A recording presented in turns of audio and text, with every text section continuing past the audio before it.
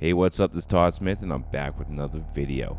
In this video, I want to talk about how I'm going hard back in my studio, trying to finish off my next album. And it's been a little while since I did a kind of face-to-face video like this, and I want it to be a lot more common, if not almost every video. That's one thing I'm going to step up a lot this year, is the face-to-face interaction on this channel. I kind of slacked off the last few months when it comes to content and really pushing music hard. I had other aspects of life, things to focus on. So it felt good to take a little break and kind of slack off. I did release an album with the material that I made all of last year on my iOS Core gadget and mixing it in with synths and hardware. So that was pretty cool. It really came out of nowhere. I was just kind of looking over my old jams and old stuff, and I was like, oh man, with the stuff I made with Core Gadget, I kind of have a little album here, a little EP. So I ended up calling that The Forgotten Child because I kind of forgot about it. It just came out of nowhere, so the name kind of formed itself, and released that just about a month ago, a little over a month ago. If you've supported that album, watched the jams, really just support my videos at all, if you're watching right now, thank you so much for the support. It really means a lot.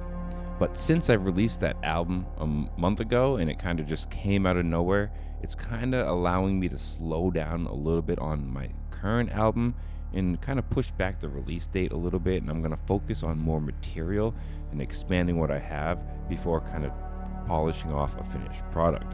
I always think the best way of recording an album is just bulk record. Just get audio recorded and choose from the best stuff you got. That's exactly what happened with The Forgotten Child. It was really just me bulk recording live jams into YouTube onto my iPad, and then me going back through all those various recordings on my iPad and being like, oh, there's some good stuff here, and just picking out the better material. And I already have a good bulk of recordings from just the 707 within the first few months. And now I plan to go really hardcore with the 707 and Behringer combo. I've been dabbling lightly with mixing the 707 with my Behringer synth rack, but that's something I'm going to really focus hard on in the next few months, get a lot of bulk recording with that combo. I think with another month or two of recording with that style and some other various gear, and the material I already have recorded, I will have a pretty solid album for my next project. Expanding into my next project, I want to make everything a lot more user-friendly here in terms of being able to plug everything in and have it recorded at once. I do not have enough audio inputs to cover everything I own at the moment, and I really need some solid multi-tier synth stands to actually cover the big old school gear I've collected, like in Sonic and the Casio and things that are just monstrous. So if you like my MC707 Behringer kind of combo, you'll definitely be very happy in the next few months, because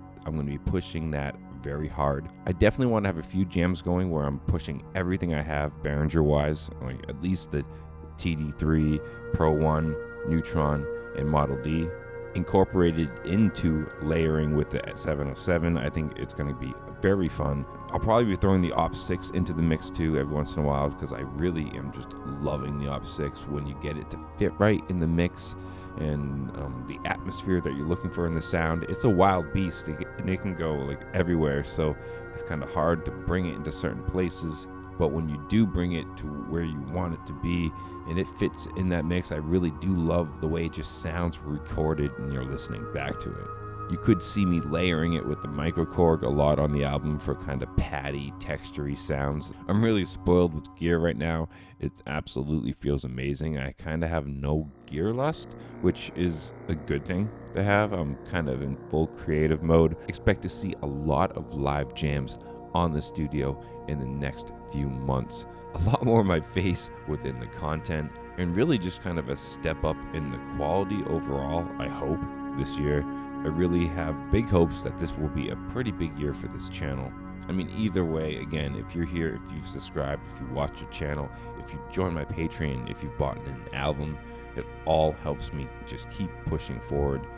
Thank you so much for supporting a small YouTuber. The algorithm here is really for the big dogs, the big fishes. If you're a small fry, if you're somebody who's really at the bottom, you really have to work, you really have to grind, and you have to get lucky to even have a chance of just doing anything. And so I thank you so much for being on this channel when you can be 100 other places, and it really means a lot. Stay positive, stay creative, support each other, and peace.